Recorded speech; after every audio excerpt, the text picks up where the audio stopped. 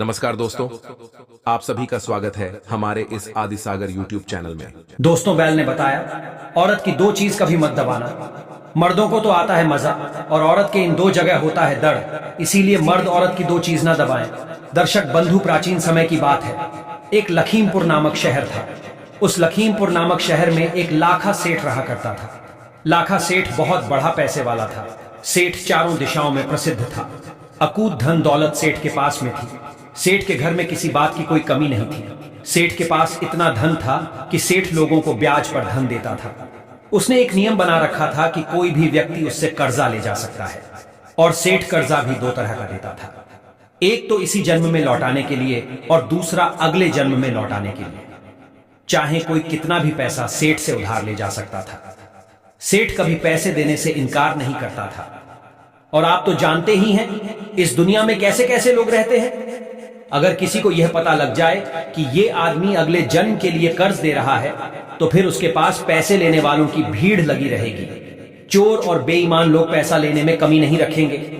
सेठ के द्वार पर हर रोज पैसे लेने वालों की लाइन लगी रहती थी। लोगों को लगता था कि सेठ के पास बहुत पैसा है और सेठ बिल्कुल महामूर्ख आदमी है, इसलिए सेठ अपने धन को अगले जन्म की कहकर लौटा रहा है। कोई ईमानदार स्वभाव का होता तो वो इसी जन्म में लौटने की बात कहकर सेठ से पैसे उधार ले जाता था, और जो बेईमान लोग होते थे वे अगले जन्म की कहकर सेठ से पैसे उधार लेते थे। उनको लगता था सेठ महामूर्ख है। लोग इस जन्म में भी पैसे लौटाने की नहीं सोचते हैं। अगले जन्म में भला कौन इसे देने आएगा? ये तो पागल है जो अगले जन्म की आस लगाए बैठा है। अब तो मित्रों, अगर किसी को किसी चीज की आवश्यकता पड़ती थी तो वो फौरन सेठ के दरवाजे पर पहुंच जाता था। और सेठ भी बड़ा उदार हृदय का था। उसने दो चार मुनीम अपने पास इसी कार्य के लिए बैठा रखे थे कि जो कोई भी पैसे लेने आए उसे पैसे दिए जाए। कोई भी उसके दरवाजे से निराश नहीं जाना चाहिए। मुनीम कर्ज लेने वाले की मांग के अनुसार उसे पैसे दे देते थे। कर्ज लेने वाले से सेठ एक ही बात पूछता था कि यह पैसा इसी जन्म में चुकाओगे या अगले जन्म में। ज्यादातर लोग तो अगले जन्म की कहकर पैसे ले जाते थे। सेठ के मुनीम पैसे लेने वाले का नाम पता सब अपने रजिस्टर में चढ़ा लेते थे। अब ऐसे मौके का फायदा भला कौन नहीं उठाएगा। लोग अपना नाम पता खुशी खुशी सेठ के रजिस्टर में लिखवा जाते थे और उससे मुंह मांगा पैसा ले जाते थे। सेठ को इस बात से कोई फर्क नहीं पड़ता था कि कोई उन्हें पैसे लौटाने आएगा कि नहीं आएगा। इसी तरह सेठ का काम निरंतर चलता रहा। अब देखिए, बंधुओं किसी गांव में दो व्यक्ति रहते थे। दोनों व्यक्ति कोई काम धाम तो करते नहीं थे। उनका काम था जुआ और सट्टा खेलना, चोरी और बेईमानी करना। वे दोनों इतने हराम खाऊ थे, कभी कहीं काम करने नहीं जाते थे। 20 सालों से उन्होंने कभी कोई काम नहीं किया था। वे हमेशा चोरी डकैती करने में लगे रहते थे। एक दिन उन्होंने कुछ लोगों के मुंह से सुना। लोगों ने कहा, अरे भाई, तुम कहां इन गरीब लोगों का धन लूटते रहते हो? तुम लाखा सेठ के पास क्यों नहीं चले जाते? वो तो लोगों को मुंह मुंह मांगा पैसा उधार देता है। अगर तुम्हें पैसा लौटाना है तो इसी जन्म की कहकर ले आना, अगर नहीं लौटाना है तो अगले जन्म की कहकर पैसे ले आना। सेठ दोनों तरह से पैसे उधार देता है। दर्शक बंधु, लाखा सेठ के बारे में सुनकर वे दोनों चोर बड़े खुश होते हैं। उन्होंने विचार किया कि इससे अच्छी बात क्या होगी। सेठ जब अगले जन्म के लिए ब्याज पर पैसे उधार देता है तो क्यों ना हम दोनों को चलकर उसी सेठ से खूब सारे पैसे उधार ले लेना चाहिए। चलो चलते हैं। कम से कम 5-5 लाख रुपए उससे उधार लेकर आएंगे ताकि हमारे 10-5 साल बढ़े आराम से निकल जाए। मित्रों, इस प्रकार दोनों दोस्तों ने विचार किया और विचार करने के बाद वे दोनों सेठ के घर को चल पड़े। घर वाले उनकी कोई चिंता फिक्र नहीं करते थे, क्योंकि वे दोनों शुरू से ही आवारा किस्म के थे। प्रिय मित्रों, पहले पैदल का जमाना था। चलते चलते दोनों लखीमपुर आ जाते हैं और लखीमपुर आकर के सेठ के पास पहुंच जाते हैं। उसके बाद सेठ से कहने लगे, अरे सेठ जी, हमने तुम्हारा बड़ा नाम सुना था और हम पर बड़ी गरीबी चल रही है। बच्चे भूखे प्यासे मर रहे हैं। हमें पैसों की बहुत बड़ी आवश्यकता है। क्या हमें पैसे उधार मिल सकते हैं? सेठ कहने लगा, हाँ हाँ, क्यों नहीं, जितने चाहो उतने रुपए ले जा सकते हो। तुम घबराओ मत, बताओ कितने रुपए चाहिए। अब सेठ की बात सुनकर के वे दोनों चोर कहने लगे कि देखो सेठ जी, हमें इस जन्म के लिए तो पैसे नहीं चाहिए, हम तो अगले जन्म में पैसे लौटा पाएंगे। सेठ जी कहने लगे, हाँ हाँ, कोई बात नहीं है, आप अगले जन्म के लिए ले जाओ, हम कब मना कर रहे हैं। आप बताइए तो सही, कितने पैसे चाहिए आपको? हम तो अगले जन्म के लिए भी पैसे देते हैं। मित्रों, इस प्रकार सेठ की बात सुनकर वे दोनों मन ही मन बड़े प्रसन्न होते हैं। और आपस में विचार करने के बाद कहने लगे, सेठ जी, ज्यादा नहीं, बस 5-5 लाख रुपए हम दोनों को दे दीजिए ताकि हमारे बच्चों का पालन पोषण हो सके। दोनों चोरों की बात सुनकर सेठ जी अपने मुनीम से कहने लगे कि मुनीम जी, इन दोनों को 5-5 लाख रुपए दे दीजिए। मित्रों, मुनीम ने फौरन सेठ की आज्ञा का पालन किया और दोनों को 5-5 लाख रुपए पकड़ा दिया।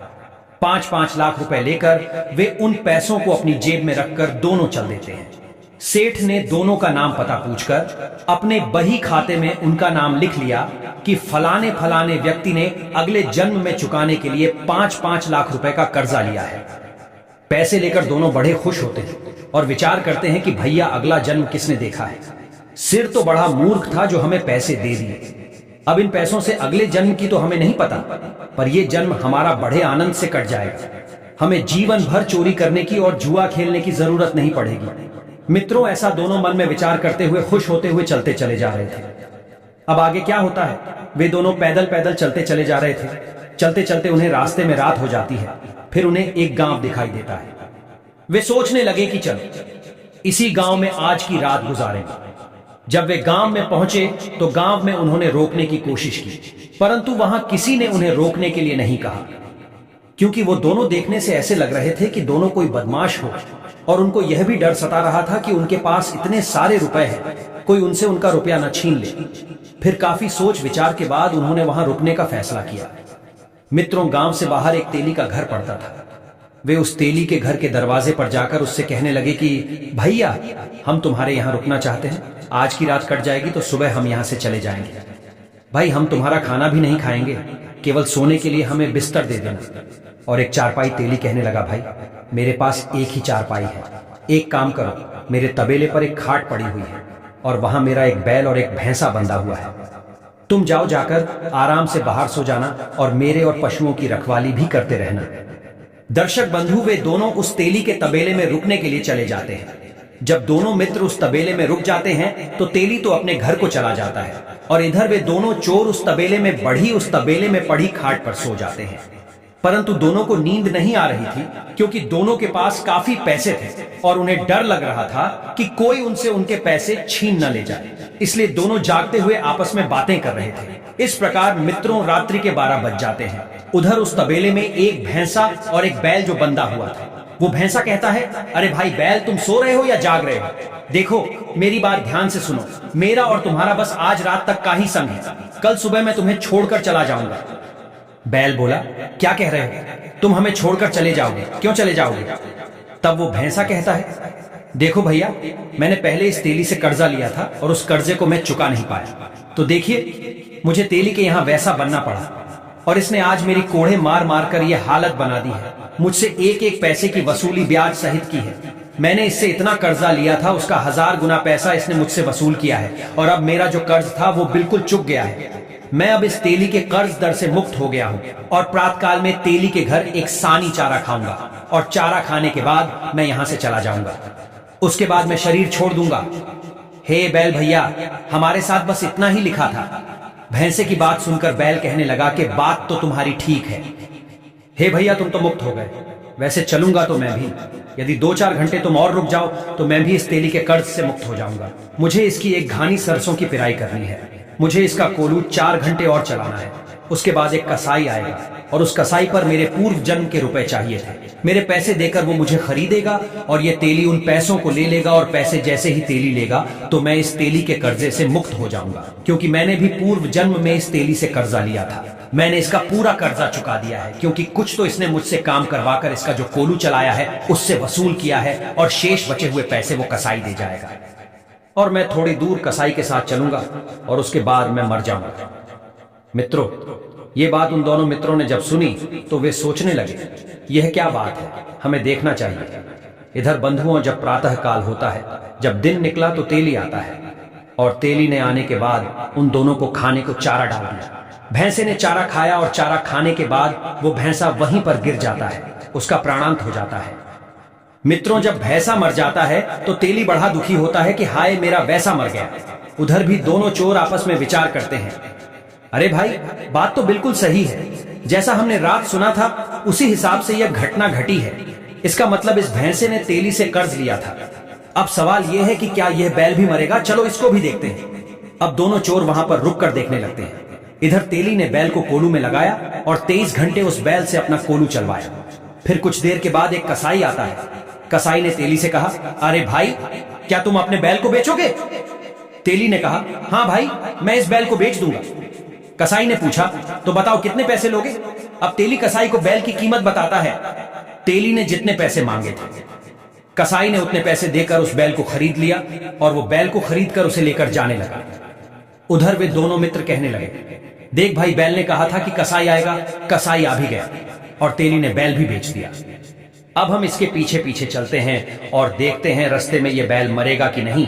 मित्रों, जैसे ही वे कुछ दूर तक उस कसाई का पीछा करते हैं तो गांव से बाहर निकलकर जैसे ही गांव की सीमा को पार किया, वैसे ही बैल पछाड़ खाकर गिर जाता है और बैल का प्राणांत हो जाता है।